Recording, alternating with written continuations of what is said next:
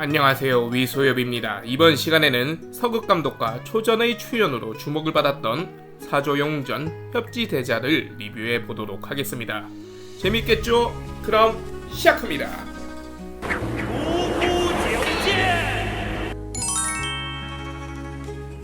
먼저 원작과 다르게 영화에서 각색된 부분을 살펴보도록 하겠습니다. 주백통이 언급되지 않습니다. 황룡이 철장으로 인해 부상을 당했을 때 단지응에 치유해주는 상황이 나오면서 구음진경을 얻었다는 것이 언급되고, 곽정은 구음진경과 황룡 18장을 다 익힌 것으로 나옵니다. 심지어는 구양봉과 과거 1대1로 대결을 벌였는데 구양봉이 기어갔다는 소문이 난 것으로 보아 곽정이 이미 한 차례 구양봉을 상대로 승리하였으며, 구양봉이 너희 사부에게도 보지 못한 무공이라는 말을 한 것으로 보면 홍칠공보다도 황룡 18장을 더 잘 응용하는 것으로 보입니다. 구양봉이 금나라의 국사로 등장하며 완한 홍렬을 따르던 무공 고수들인 사통천, 연지상인, 양자옹, 행련호 등이 구양봉의 수하로 등장합니다. 아무래도 금나라의 국사라는 설정이라 그런 듯합니다. 구양봉에게 도망쳐 나온 황룡이 화쟁의 옆에서 정체를 숨기고 곽정의 주변을 맴도는 설정입니다. 화쟁의 비중이 상당히 늘어났습니다. 화쟁의 제안으로 황룡이 화쟁을 따라다니며 곽정을 몰래 보자 하는 설정입니다. 화쟁과 황룡이 대막에서 곽정을 두고 사랑 싸움을 하는 부분도 비중이 상당하고, 화쟁이 황룡의 부상을 치유해주고 목에 감긴 독사 목걸이를 제거해주기도 합니다. 몽고군이 금나라를 치기 위해 송의 영토를 지나서 금을 공격하여 하는데 곽정을 소환하지만 곽정이 이를 반대합니다.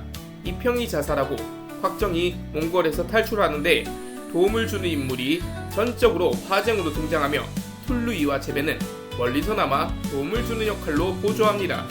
구양봉이 범어로 된 가짜 구음진경을 황룡에게 받아 주와 입마되어 악마화된 상태로 등장합니다. 송의 국경으로 쳐들어온 몽고의 대군을 가지고 놀 정도로 구양봉이 엄청나게 강력해집니다. 화살은 물론 화포도 통하지 않습니다.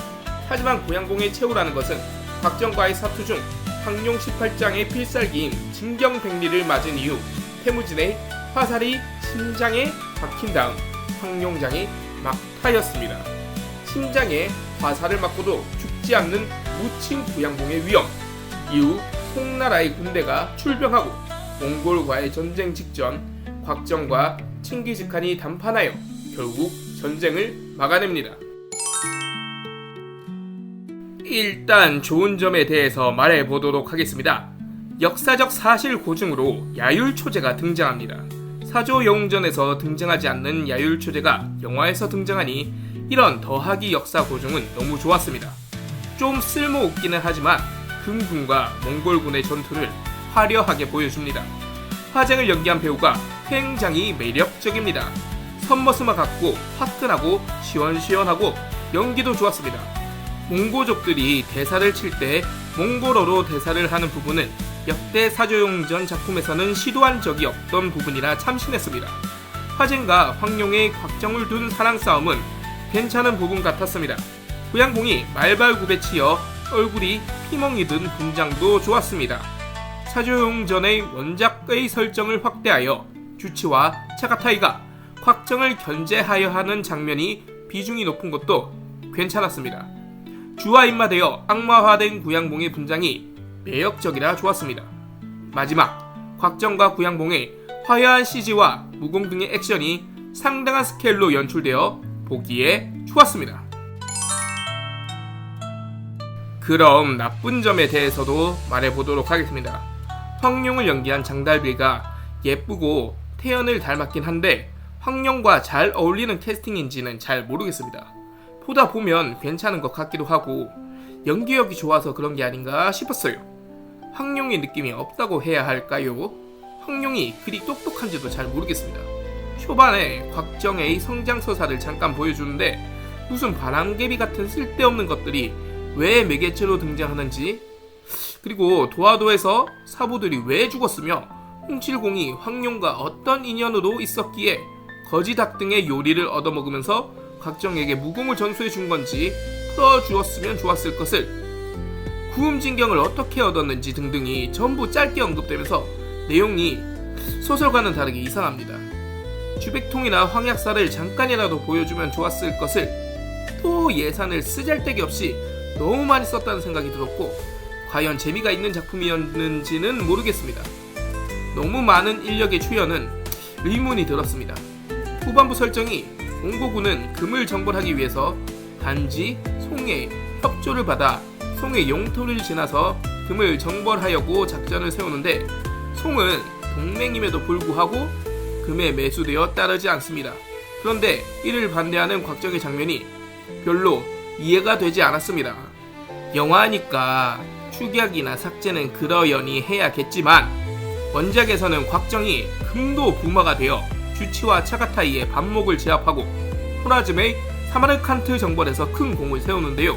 차라리 원작처럼 금나라 정벌의 밀명을 받고 금을 정벌한 이후 송을 정벌하라는 밀령을 몰래 열어보고 곽정이 그 명을 따르지 않으면 죽이라는 내용이 원작처럼 전개되면서 곽정의 모친이 칭기스칸의 앞에서 자살하면서 성으로 필사의 탈출을 감행하는 그런 장면이 곽정이 등장하는 것이 더 자연스럽게 이해가 되고 설득이 되는 부분이라 할 수 있는데, 영화에서는 송의 용터를 건너서 금을 치자고 하면서 부연 설명으로 송나라 관리가 금에 매수되어 몽고를 방해하고 곽정이 호라즘 정벌의 대공을 세운 것도 아니고 군대를 운영한 적도 없는 곽정에게 송나라 출신이니까 군대를 이끌게 해서 송을 정벌하게 하겠다고 하니, 그리고 마지막에 악마화된 구양봉이 몽고군하고 왜 싸우는지, 굳이 칭기즈칸을 왜 죽여야 하는지도 모르겠습니다.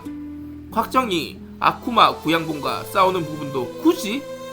구양봉이 깽판 나서 몽고군이 철수하면 핵 이득인 부분인데 왜? 세계를 정벌하는 칭기즈칸을 막기 위한 알고 보면 진정한 평화의 수요자 구양봉이라는 것인가요? 뭐 어찌되었든 구양봉이 패했고 이후 송군이 왜 출병하는지도 의문이며, 곽정과 구양봉의 대결이 왜 송과 몽고의 전쟁전에 나오는지도 의문입니다. 이런 상식적이지 않은 설정들이 관객들에게 공감을 주기는 어려울 것 같다는 생각을 했고요. 서극 감독의 작품도 감다 떨이구나 라는 생각을 하게 되었네요. 이상으로 서극 감독의 기대작이었던 사조용전 협지대자의 리뷰를 마무리하도록 하겠습니다. 재밌으셨나요? 그럼 다음 시간에 다시 찾아뵙도록 하겠습니다. 감사합니다.